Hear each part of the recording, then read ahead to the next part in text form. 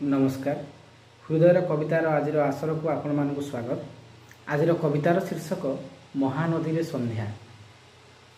बसी थिली दिने महानदी कूले देखुथिली सुंदरता, केते सुंदरता भरी रही अछि गढ़ीची केउ विधाता। झर झर होई बहे महानदी, बसीछि मु तार कोले, नील जलराशि भौरी खेलुछि मिसी पवनर ताळे। कुळु कुळु होई बही जाउअछि सुलु सुलु बा साथे, आकाशरे पक्षी उड़ी बुलुछंती पवनर गतिपथे। माछ रका पक्षी थंटे मीन धरी उपरकू उड़ी जाए, पश्चिम आकाशे सूरज किरणे नाली नाली दिशुथाए। केउठू आसिला कला मेघखंड सूरज को लुचाइला, नाली किरण को लुचाई ताहार कला मेघ विंचिदेला। बहु दिन परे मेघ मेघुणी को पाखे तार पाइथिला, मेघ को मेघुणी प्रेम बंधन रे आलिंगन करिनेला। मेघ मेघुणी को आलिंगन फले वर्षा बिंदु बरसिला, महानदी बक्षे टोपा टोपा प्रेम वर्षा होई झरीगला।